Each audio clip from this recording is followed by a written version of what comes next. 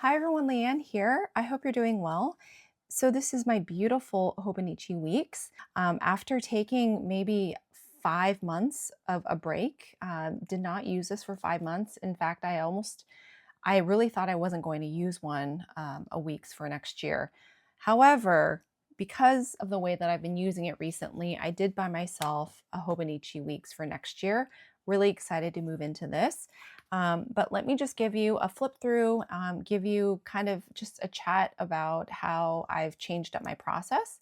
And we'll just kind of begin from page one.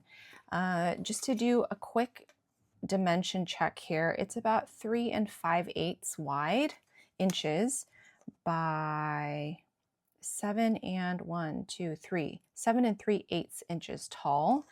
It's got like a nice sturdy like paper back, hard back. It's not flimsy, it's not flexible. There's a bit of rigidity, so it's nice and stable. How I started using this at first was like a finance tracker, and it was going quite well for me. So as you can see here, I have taken some like post-it notes and taped up and have obscured some personal information.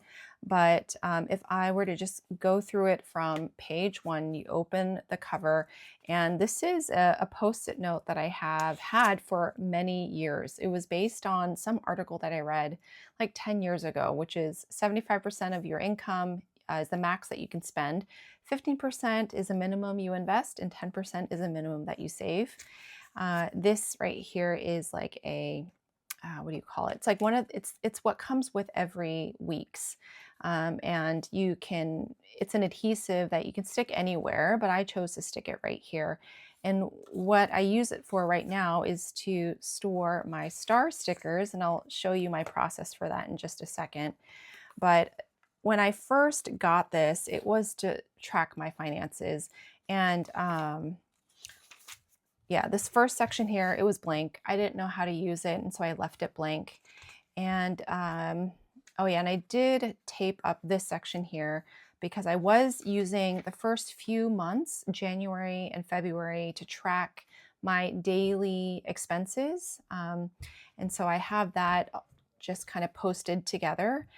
This is just a post-it to say that in this monthly section, it starts from the December of the previous year, so December 2024, to March of 2026. So the month prior to the current year of the planner to January, February, March, 3 more months to the next year. And I did have birthdays on this monthly section that I really didn't use. I did have fun, stamping all of the birthdays and writing down the birthdays at the beginning of the year, but I did not refer to this section at all. So there's that.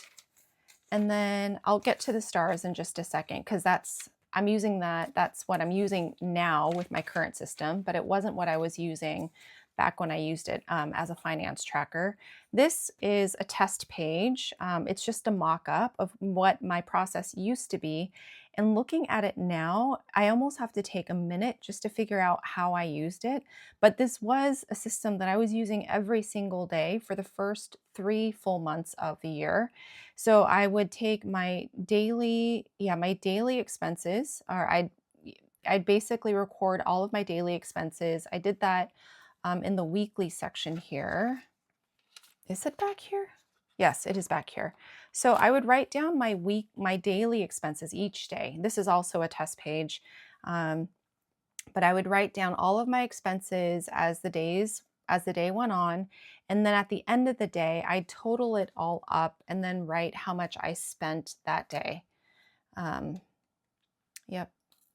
And then as I would finish the week, then I would tally up how much I spent for that week and put it on the left side, the left column here. And then at the end of the month, these were my total expenditures. So yeah, that's how I used it initially. Basically going week by week, jotting down all of our expenses. And that was working to a certain point. So I was doing that regularly and having quite a bit of success doing that. But then this week, March 31st, we had a family health emergency, a medical emergency. Thankfully, that individual is now completely healthy and is on the mend, but um, they had experienced a pretty critical medical emergency, and it required me and my immediate family to be there present 24/7. And so at that point, with that emergency, I stopped all of the tracking. And so then for many, many, many months, there's April, May, June, July, August, I didn't use this at all. So I really did think that I regretted the fact that I didn't use this Hobonichi Weeks, because I love this pattern. It's so gorgeous. And I was disappointed because it is quite a bit of money to invest in something that's paper, that's analog. I was really disappointed. However, fast forward, and I have a conversation with Allison from Little Coco Studio, and somehow came upon the topic of meal planning and how much difficulty I have had with just trying to organize family meals. I am the primary meal preparer in the home. I do make most of the family dinners. And right now in this life season, we've got two teenagers who have really busy schedules, and it requires a lot of coordination. And I just noticed how much stress I was experiencing because I have my own career on top of that, a family life to support. So having a conversation with Allison and then actually watching a lot of her own videos on meal planning gave me the inspiration to then reuse and to finish strong with this Hobonichi Weeks. It was going to be an experiment. I didn't know how much meal planning preparation would be helpful or not helpful. And so I did do it tentatively. I started it the week of September 29th. Oh, I think I rewrote here because I was testing out different layouts. So I'll give you links in the description for Allison's meal planning videos. They were supremely helpful to me. And what I basically did is each week I was figuring out what layout works best for me.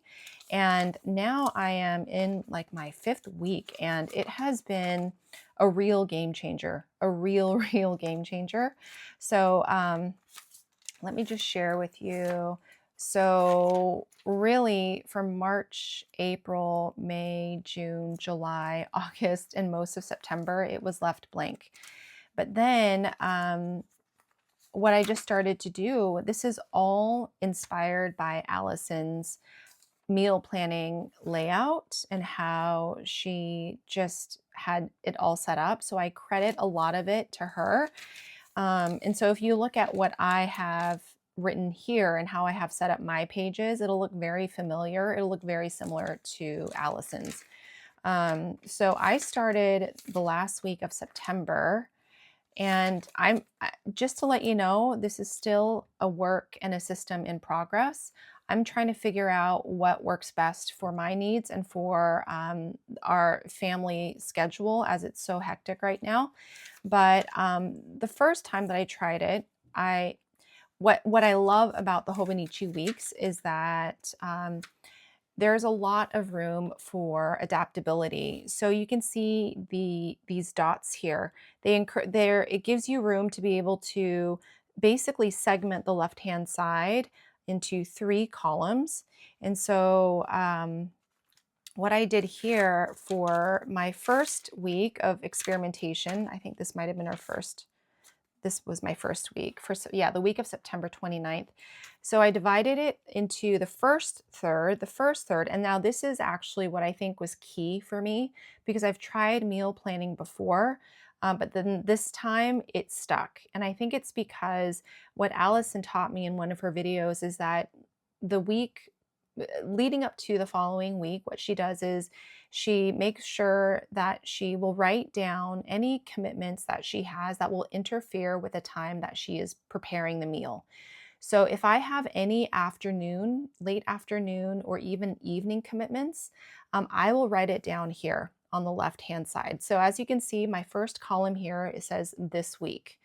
For example, there are going to be some cross-country practices that my kids are that they have, and so they'll be not home. I have a vegetarian in the family, and so if the vegetarian has an evening commitment and they're not going to be home, then I can make sure that I make a meat-friendly dish. So this has been so beneficial. So then I can be able to say, well, I'm going to be unavailable one afternoon or evening. So then I'll have my partner make dinner, or we can order something out, eat out instead of making dinner that day. So this is truly probably the most important, the most vital part of this whole meal planning planner.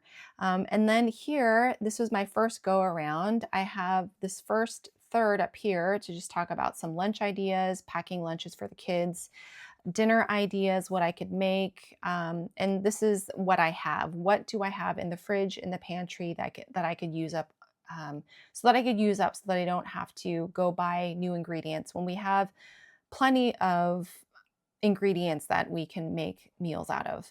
Up here on the right hand side is a shopping list. And then down here is my meal plan for the week. I have the left side for dinner and the right side for lunch. And as you can tell, there's a lot of reconfiguring and updating that happens. So I knew right away that this wasn't working because I kept having to push meal ideas further down and then use all these arrows, and it was looking really convoluted, very complicated. So I knew that something about that had to change. So then this was September 22nd, week of September 22nd. So this is probably when I first started figuring things out. As you can see here, I guess what changed is, what did I do here? I mean, you could see that I'm just experimenting. What do I have in the fridge and freezer? Fridge, freezer. And then this section is 3 grocery stores that are close by: Trader Joe's, PCC, and H Mart. And so the plan was to write shopping lists or an ingredient list to buy whenever I would go out and go grocery shopping. Items that I have in my pantry, things that I have just in case. We had some cheese curd lasagna in the deep freezer just in case we didn't have time to prepare a dinner. And then these are meal ideas here. Yeah, it was very experimental. This was like my second week. This is September 29th, but I think what I did here was I was trying to come up with a mock, just like an alternate layout to see what layout might work better. And then here I ended up creating more space for dinner meal plans. Meals, and this was a plan. Oh, and then I guess what I did differently here was, instead of creating its own dedicated column here for upcoming commitments, I wrote my upcoming commitments here on the right-hand side. But I quickly figured that I actually liked having it right here on the left-hand side way better than having it here for some reason. And so, yeah, it hasn't really changed from week to week. I'm just maybe reconfiguring some of the headings and the sections, but I think the components are all still the same. Yeah, so this was last week, and this seemed to work really well. As you can tell, so I still have this week, the this week column, and that is so critical for me. And then I have meal ideas, dinner ideas, and what I have already. A shopping list on the right-hand side, and I did create a larger section here with meal plans, which still I think required a lot of revising, and I think I'm trying to figure out how I can change this up. And now this is the current week. So this week commitments. Oh, and this is what I decided to do this time is what we ended up eating for dinner. So I have meal ideas here on the right-hand side, and then what we actually had for dinner here. I have this slash here in case. What I was thinking is maybe I could have one part of the triangle to be what my plan is to make that evening, or what the plan is for dinner, and then the other triangle would be what I actually made. But what I'm finding is there's just not enough room to write both. And so I think what I'm actually doing here is just write down what I actually made. This section isn't being used right now for lunch because honestly, it's just a matter of, I think, a matter of having just a dedicated section elsewhere. I don't need to have it planned to figure out what the kids will be having for lunches each day. But if we just go ahead and create like a section where it's lunch ideas, it doesn't really change from week to week. It's just buying all the ingredients to make sandwiches, to make salads, quesadillas, grilled cheese, and tomato soup. That doesn't really change. So what I'm finding is I don't really need a dedicated column for lunches. And then for here on the right-hand side, these are all ingredients that I have on hand. I have yet to figure out how I can create a shopping list, but for now, this is what we have on hand. And so I'm able to already be able to plan out what we can make for this week. So for example, we'll make enchiladas, green chili enchiladas with the pulled pork for the side for our meat eaters.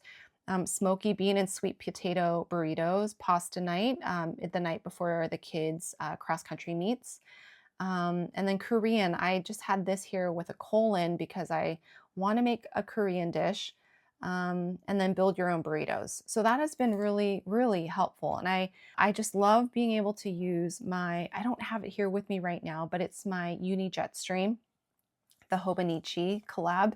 Love it so much. And so that's what I use exclusively in my Hobonichi Weeks. All the colors that you see here, they're using highlighters, and I'll grab them in just a second. Actually, I'll actually go grab them, both my pens and the highlighters that I use. And so that's what I'm doing. And so now, yeah, I have this section for next week. And I think what I've already done, and I think I did this preemptively like weeks ago, was to just start drawing a single line for the column. Because I think what I know that I've liked so far is just being able to put all of my week's commitments ahead of time so that I could strategize what we can eat for that week. So there is that. So Allison, thank you so much. This system is truly changing the way that we meal plan. Prior to this, I've tried so many times to have a plan for meal planning, and it's never worked and it's never stuck as much as the system has. So we've got a few more weeks, and then it's the end of December. This is again a test page when I was using it as a finance tracker. And then this section is also another section that I'm really, really excited about. So I do have these first few pages post-it noted together. Oh yeah, I did use it to store like my credit card information, things like that. This is a test page for all of my Crayola super tips. And then this section back here, you have about how many pages? I think you have 69 blank pages. How I've been using this section is, well, I can tell you how I originally set it up and how it's working. Originally, I had these headings, like this is a obesity code cookbook, recipes I want to try. I was going to list out all the recipes, looking through the cookbook, I would write down any of the recipes that I was thinking of that was interesting to cook. But as you can see, it's blank. This was for the Oma cookbook. If you know about my personal curriculum for fall, my goal is to be able to cook more recipes from that cookbook for Oma, and it's a Korean cookbook. But see, I've already used this blank page to put down a meatballs recipe from the New York Times. So what I intended it to be, it's not how I'm using it currently. So I've crossed them out, and I'm going to replace them with recipes. This is a high protein veggie meal. I had listed out some recipes. I don't refer to this at all. Same here, some soups and stews. I don't refer to it. Even here, anti-inflammatory foods, it's blank. Nights for meat eaters only, blank, don't really refer to it. Dash friendly, heart healthy, don't even refer to this. But now how I have been referring to this, I write down recipes that I will try out for the first time. And if I like them, and if they're a family hit, then I will write it down in the weeks. So for example, I recently made an instant pot beef stew from wellplated.com, and that was a hit. So I wrote it down in here. Spicy honey garlic chicken from the website by This Joe Cooks, delicious. I've been referring to the New York Times cooking app a lot. So a lot of these recipes are actually from the New York Times cooking app. Smoky bean and sweet potatoes burritos, absolutely delicious. We have them, we make them, and then we freeze them, and so that they're easy to microwave for a quick lunch or breakfast. Vegetarian shepherd's pie, this was okay. Let's see what else. Oh, the New York Times lasagna soup, really, really yummy.